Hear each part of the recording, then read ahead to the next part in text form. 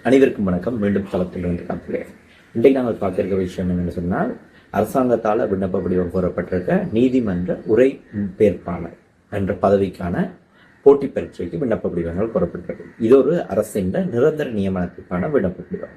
அதாவது நீங்கள் ஒரு கவர்மெண்ட் ஜாப் நீதி சேவைகள் ஆணைக்குழுவுக்கு கீழே ஒரு நீதிமன்ற முகாமைத்துவ சேவையில் நீங்கள் பணியாற்ற போறீங்க. இந்த பதவிக்கு நீங்கள் உயர்தரம் நிறைவு செய்திருந்தால், அதாவது நீங்கள் ஒரு உயர்தரத்தில் 3 பாடங்களில் சித்தி அடைந்த நிலைமையிலையும் சாதாரண தரத்தில் தமிழ் மற்றும் கணித பாடம், அடுத்தது ஆங்கில பாடம், இந்த பாடங்களில் சீதர சித்தியும் இருந்து நீங்கள் பாஸ் பண்ணியிருந்தீங்கன்னா நீங்கள் அப்ளை பண்ணுங்க. இதோடு போட்டி பரீட்சை ஊடாக இந்த விண்ணப்ப படிவத்துக்கு ஆள் எடுப்பினோம், அதாவது இந்த பதவி நிலைக்கு ஆள் எடுப்பினோம். இது எப்படி நடக்க போகுதுன்னு சொன்னால், நீங்கள் இப்போ அப்ளை பண்ணணும், அதுக்கிட்ட உங்களுக்கான ஒரு போட்டி பரீட்சை நடக்கும். அதாவது 3 பாடங்களை கொண்ட ஒரு போட்டி பரீட்சை. 3 பாடங்கள் சொன்ன இதுல மொழித்திறன் என்ற ஒரு பாடம் நடக்கும், உளச்சார்பு பரீட்சை, அடுத்தது மொழிபெயர்ப்பு என்று சொல்லி ஒரு பாடம் நடக்கும். இந்த 3 பாடங்கள்ல நீங்க சித்தியடைகிற அடிப்படையில் இந்த போட்டி பரீட்சையில வர்ற முதல் ஒழுங்கு தெரிவு ஒழுங்குப்படி உங்களை இந்த பணிக்கு எடுத்துக்கொள்வீங்க. இதுல முக்கியமான விஷயம் என்னன்னு சொன்னா, இது ஒரு நிரந்தர நியமனம். அதாவது நீங்க இதுக்குள்ள போயிட்டு நீங்க அரசாங்கத்துல ஒரு நிரந்தர நியமனத்துக்குள்ள போவீங்க.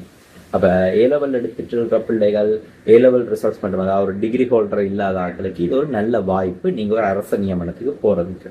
அதே சந்தர்ப்பத்தில் பார்த்தோம்னு சொன்னா, இது ஒரு ஓல் ஐலண்ட் கார்டர்ன்னு சொல்லுவாங்க. அதாவது இப்ப சில கார்டர்ஸுக்கு கால் பண்ணிக்கல ஒரு மாவட்டத்துக்கு இத்தனை பேர் என்ற மாதிரியான கார்டர் லிமிட் இருக்கும். ஆனா இது அப்படி இல்லை. ஓல் ஐலண்ட் நீங்க எங்கே என்றாலும் ஒரு மாவட்டத்துல இருந்து 100 பேரும் தெரிவு செய்யப்படலாம். அப்ப அதுக்கேற்ற மாதிரி நீங்க பரீட்சைக்கு விண்ணப்பிக்கக்கூடிய வாய்ப்பு இருக்குது.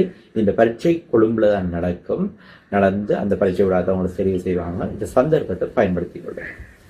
குறிப்பா இதுல பார்த்தோம்னா அடுத்த ஒரு விஷயத்தை குறிப்பிட்ட முடியும். இது ஒரு நீதிமன்ற சேவை, நீதி சேவை ஆணைக்குழுவில், அதாவது நீதிமன்றம் என்ற இலங்கை அரசாங்கத்தின் ஒரு தனியான துறை சார்ந்த ஒரு நியமனமா வரும். அப்ப உங்களுக்கு டிரான்ஸ்பரோ எனிதிங் என்ற எல்லாமே நீதிமன்றங்கள் அதான் மையப்படுத்துறதா மட்டும்தான் இருக்க போதும். அப்ப நீங்க வேற ஒரு ஃபீல்டுக்குள்ள போக வேண்டிய அவசியம் இல்லை. மற்ற இந்த ஃபீல்டுக்குள்ளேயே நீங்க அடுத்தடுத்த கட்டம் டெவலப்ட் ஆகி போகலாம். நீங்க ஒரு டிகிரி முடிக்கல, இன்க்ரிமெண்ட்ஸ், அடுத்த ப்ரமோஷன்ஸ் எடுக்கக்கூடிய வாய்ப்புகளும் இருக்கு.